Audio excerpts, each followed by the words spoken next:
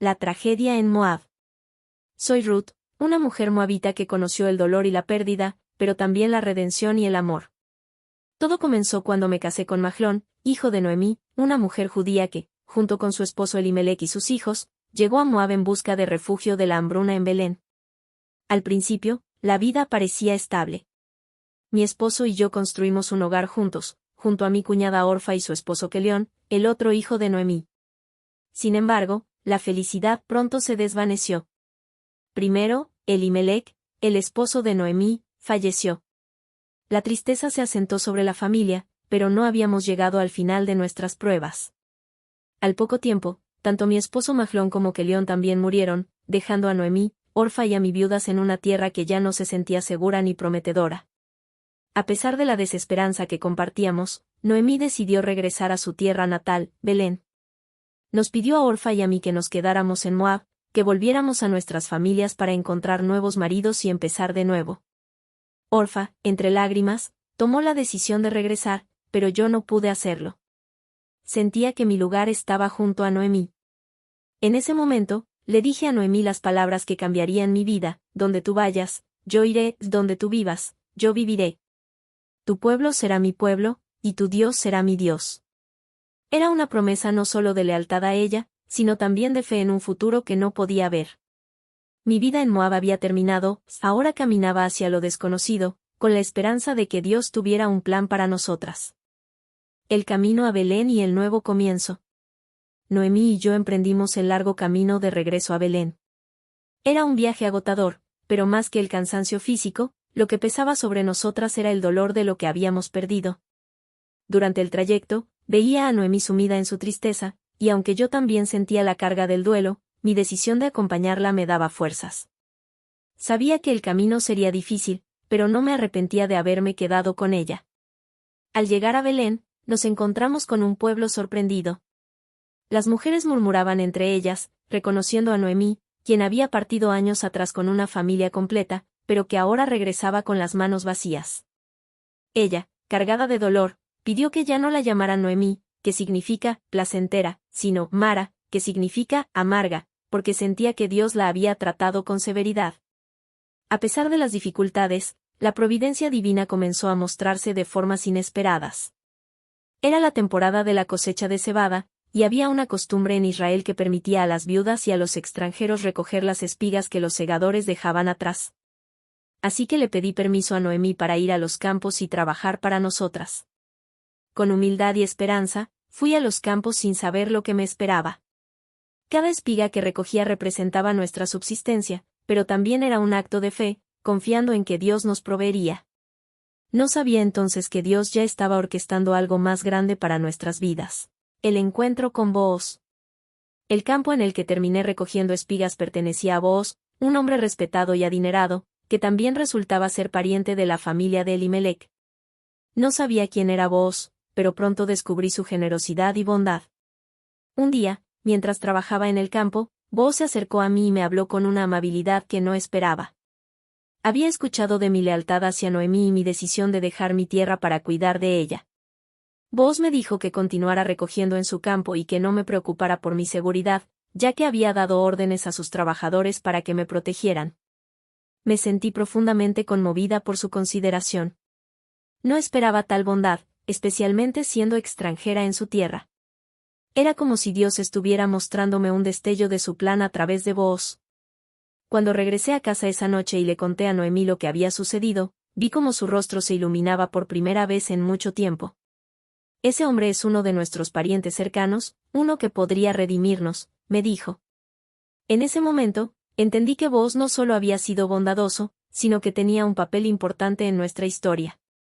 Día tras día, seguí trabajando en el campo de Booz, sintiéndome más segura y agradecida. Aunque el futuro seguía siendo incierto, empezaba a sentir que había una nueva esperanza, y esa esperanza estaba estrechamente ligada a Booz y a la bondad que él mostraba hacia nosotras. La noche en la era de trigo. Después de la cosecha, Noemí me habló de un plan. Era costumbre en Israel que un pariente cercano pudiera redimir a una viuda casándose con ella y restaurando la herencia de su familia. Booz, siendo nuestro pariente, podía ser ese redentor. Noemí me sugirió que me presentara ante Booz en la era de trigo, donde dormían los trabajadores tras la jornada de trabajo. Debía esperar a que él descansara y acercarme discretamente. Aunque tenía miedo y no sabía cómo reaccionaría Booz, confié en la sabiduría de Noemí. Esa noche, fui a la era y observé desde lejos hasta que Booz se acostó a dormir. Me acerqué con sigilo y me acosté a sus pies, siguiendo la costumbre de pedir protección. Cuando Booz se despertó y me vio allí, estaba sorprendido, pero no me rechazó. Le expliqué quién era y le pedí que extendiera su manto sobre mí, una señal de su disposición a redimirme. Booz me respondió con ternura y aprecio, agradeciendo mi lealtad y mi decisión de buscar su protección en lugar de buscar a un hombre más joven. Me prometió que resolvería el asunto, aunque había otro pariente que tenía el derecho de redimirme primero. Me fui de la era al amanecer, llena de incertidumbre pero también con la esperanza renovada de que Booz cumpliría su promesa. No sabía cómo se resolverían las cosas, pero confiaba en la providencia de Dios, que hasta ahora había guiado cada uno de mis pasos. La redención y el amor. Booz no tardó en actuar.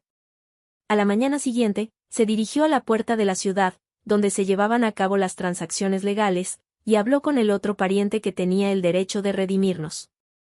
Booz le explicó la situación y el otro hombre, tras pensarlo, decidió renunciar a su derecho. Fue entonces cuando Booz asumió el rol de redentor, comprando las tierras que pertenecieron a Elimelec y aceptando casarse conmigo. No puedo describir el alivio y la gratitud que sentí en ese momento. Lo que parecía un futuro incierto y oscuro se transformó en una nueva oportunidad, no solo para mí, sino también para Noemí. Booz no solo me redimió a mí, sino que también restauró la esperanza en la vida de mi suegra. Juntos, comenzamos una nueva vida, y el amor de Booz por mí me llenó de una alegría que no había experimentado desde la muerte de mi esposo. Mi matrimonio con Booz fue un acto de amor y redención, pero también fue una señal de la providencia de Dios. Desde el principio, cuando decidí seguir a Noemí a Belén, no sabía cómo se desarrollaría nuestra historia, pero en cada paso, Dios había estado tejiendo un plan mayor. Ahora, con Booz a mi lado, tenía un nuevo hogar y un futuro lleno de promesas. Noemí también encontró consuelo en esta nueva etapa de nuestras vidas. Su dolor comenzó a desvanecerse, y la alegría volvió a su corazón al ver cómo Dios había provisto para nosotras. A través del amor y la redención de Booz, nuestras vidas fueron restauradas. El nacimiento de Obed. El tiempo pasó y Dios nos bendijo con un hijo, al que llamamos Obed. Su nacimiento trajo una alegría indescriptible, no solo para Booz y para mí, sino especialmente para Noemí. Ella, que había conocido tanto dolor, ahora sostenía en sus brazos a su nieto, un niño que representaba la restauración y la bendición de Dios sobre nuestra familia. El pueblo de Belén se regocijó con nosotras. Las mujeres del pueblo decían que el Señor había mostrado gran bondad a Noemí al darle un nieto que perpetuaría el nombre de su familia. Obed no solo era mi hijo, sino el hijo que llevaría el legado de Noemí y Elimelec. Era una señal de la fidelidad de Dios, que nunca abandona a los suyos, incluso en los momentos más oscuros. Obed creció en un hogar lleno de amor y gratitud. Sabíamos que su vida tenía un propósito especial, aunque en ese momento no comprendíamos del todo la magnitud de ese propósito. Años más tarde, su descendencia llevaría al nacimiento de un rey, David, y, eventualmente, al nacimiento del Mesías, el Salvador del mundo.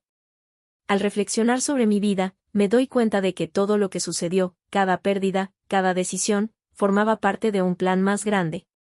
Desde Moab hasta Belén, Dios guió mis pasos, y me siento honrada de haber sido parte de su historia redentora. Obed fue el regalo final de Dios en esta historia de redención y restauración.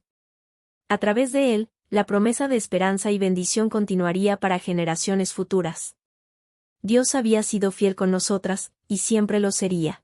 Y así concluye nuestra historia de redención y esperanza, un hermoso recordatorio de que, incluso en los momentos más oscuros, la luz de Dios siempre encuentra la manera de brillar. Si disfrutaste de este viaje y quieres seguir explorando más historias y reflexiones inspiradoras, no olvides suscribirte al canal Lirios al Cielo. Dale like, activa la campanita de notificaciones y comparte este video con tus amigos. Además, nos encantaría saber qué historias te gustaría que viéramos juntos. Déjanos tus sugerencias en los comentarios. Gracias por acompañarnos y que Dios te bendiga.